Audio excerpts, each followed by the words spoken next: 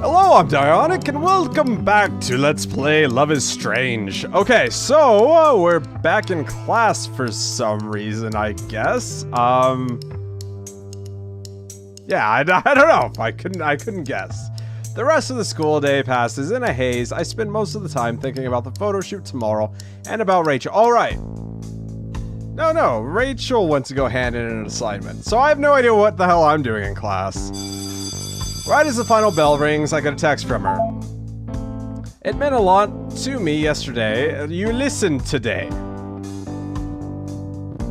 It meant a lot to me that you listened today. I've never really admitted anything like that before to anyone. Not even Chloe. Thank you, Max. I'll come knocking later. You better answer. Heart. Oh, shit's getting serious now. I'm totally beat by the time I take it back to my room. I make it back to my... Whatever, you guys... After tossing my bag onto the floor and checking on Lisa, I sink into my chair and pull out my laptop. Your laptop's... okay. I know that Rachel and I need to have our contest photo done and handed in on Friday, which means that tomorrow is really the only day we've got to take it. And that's bad news for me because I'm quickly realizing that I haven't got a clue what the photo should look like.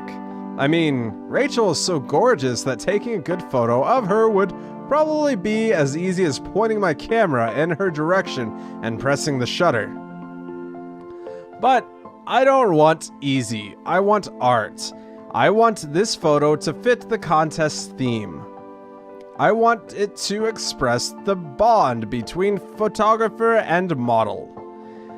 Maybe I even want to express the bond that's been growing between me and Rachel as people.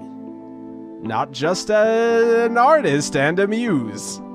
As if I'm anything close to an artist. Keep on dreaming, Max. That's not... You definitely are. Look at your wall. I scroll through the folder. I scroll through the folder of scanned photographs on my desktop, trying to view my own work with an objective eye, which is really hard to do because artists are their worst critics. I pause on a photo of the ocean. I remember taking this. It's Elliott Bay. Right in the heart of Seattle. I'll read it right eventually. The ocean looks gray and choppy, and through my lens, boring. Even the Ferris wheel in the background doesn't liven up the photo. What kind of photographer can't even manage to take a decent shot of the ocean? I could ask Rachel to pose on the sand instead, or by the rocks, or I could even frame the shot up towards the cliff. But if I can't take a good photo, it won't matter where I point my camera. My stomach clenches as the anxiety swells. I take a long, slow breath, and then close the folder. What I need isn't to remind myself of my mistakes. What I need is inspiration.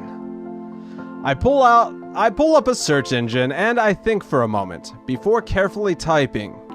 Okay, that was weird. I don't know why. I just got like a complete crash report, which I probably cut out because it has all of my personal directories and stuff.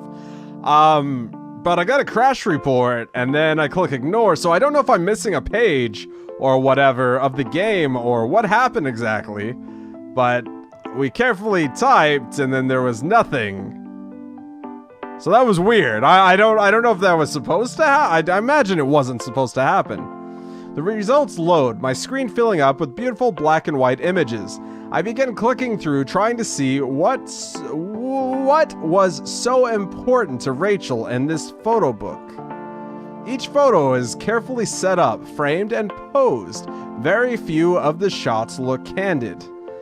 I've always noticed a really deliberate quality to Avion's work. Victoria Chase's photos always make me... Avedon's work. That's what Whatever. Victoria Chase's photos always make me think of his. She puts a lot of effort into getting things exactly right, a lot like he did. As for me, I'm almost the complete opposite. I like taking photos when people aren't necessarily ready for them. I've always loved the idea of capturing a moment just as it existed. Yeah, that's pretty cool. But it feels like I'm seeing Avedon's work for the first time now. The women in the photos are coiffed, I don't know, and composed and ready for the camera, but their photos feel incredibly honest too, as if Avedon has managed to unbury something that a less controlling photographer might never have found or even known about. Background compliments, the backgrounds, there's an S, backgrounds, compliments, the models, but never overwhelming them. Sometimes they're just plain backdrops. These photos are all about the subjects, even when they're shot in extraordinary places. I recall Rachel and I had talked about earlier what? Failing. After the crash and everything, my brain's like, what is going on? Do not compute? Yeah, and this is kind of like the last kind of video I'm recording in a long line of things. I'm very sick if you guys didn't watch any of my other videos where I explained that. So I'm kind of like loopy and junk. Anyway, so we're gonna work through it. I'm gonna read right, and I'm gonna focus, and it's all gonna be okay. I recall what Rachel and I had talked about earlier today, about cameras and mirrors, and how they reflect back what you put into them. It's a lot to think about. All at once, I feel a little tired. I shut off my laptop and cross the room to sink down onto my bed. I wiggle around to get comfortable, then roll onto my side, peering into my phone. Rachel said she'd drop by sometime this evening. I wonder if I should touch base with her. That's possible. Maybe I shouldn't bother her, though. I don't want her to think I'm annoying. So she could easily have decided to hang out with one of her zillion other friends since I last talked to her. Ba-dum, ba-da-bum. Ba-dum, ba-da. Ha. Ha. Ha? What do I do here? I mean, yeah, send a text and be like, hey, you still coming over? Like, I mean, why wouldn't you do that, right? Text her. I decided to go for it, and then immediately spent about 2 minutes wondering what to type before I realized I'm overthinking it way too much.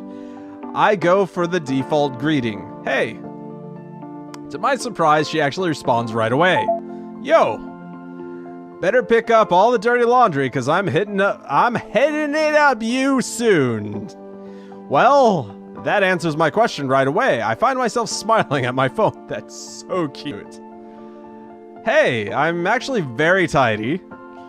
You mean you didn't go to the Chloe school of leave your panties everywhere where everyone else can see them? Oh my god, no. God love her. I think we all love her. Smiley face. Yeah, no, at least the two of you do because you're my OT3. Don't tell her or your OT3. It's their OT3. I don't own it. They do. Don't tell her that. That shield gets all weird. It's true, though. I'm grinning at my phone now. When I was 13, I would have probably felt totally angst at the idea of sharing my best friend with someone. Well, you learn to share as you get older, I think. But that was before I ever met Rachel. I remember what it was like when Chloe first introduced us on the first day at Blackwell.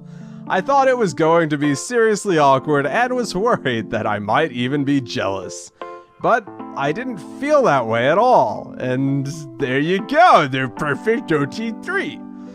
I just felt incredibly grateful to meet the person who was so good to Chloe when I wasn't around.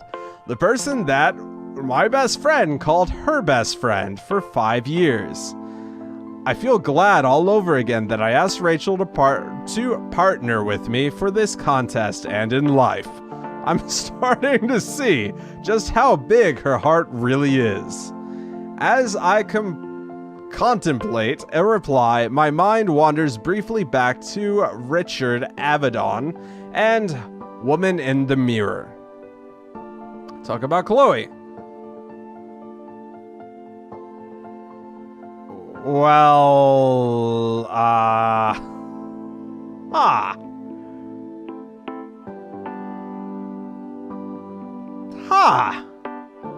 mean, I'd like to talk about Chloe because she's, you know, our partner. But Woman in the Mirror might be more poignant, considering that that's something that's going on with you, Max. I looked up Woman in the Mirror today. Yeah?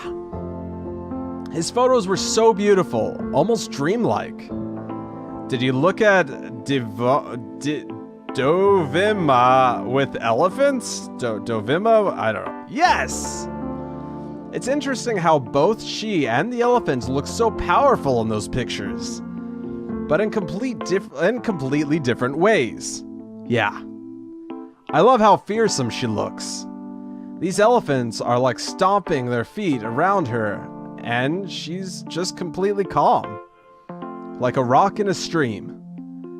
I'd be terrified. Me too. But I'd still jump at the chance. I'll take the picture for you, from inside an elephant-proof cage. I don't care if you're joking, you're on. Uh-oh. I was going to stop at the cafetorium before coming by. Do you want anything? If there are muffins, yes. Yeah. Fuck. Yeah. Fuck. I don't know how you pronounce like long. I don't know. All right. Yeah. Gotta put more junk in my trunk too. I'll be over soon, heart. See you, Smiley. I'm really glad I decided to text Rachel. She's so fun and easy to talk to. I quickly run my gaze around the room just to be extra sure that I don't have anything embarrassing lying around before I lean back on the sheets and relax again. I slid my phone beneath my pillow. I don't know why I'm reading that way all of a sudden. Beneath my pillow so that I won't accidentally knock it off my bed and shut my eyes for a rest. Okay. Alright. So we're actually going to go ahead and end this here. Yeah, I got some weird errors, so hopefully I'm able to piece it all together and make it pretty and stuff. Anyway, thanks so much for watching. Leave a like, comment on what you think of the game so far. This might be leading to the last episode with Rachel. I don't know. There's probably like 2 more episodes with Rachel. Yeah, comment on what you think of the game so far. Go check out the other videos I've done. And I will see you soon.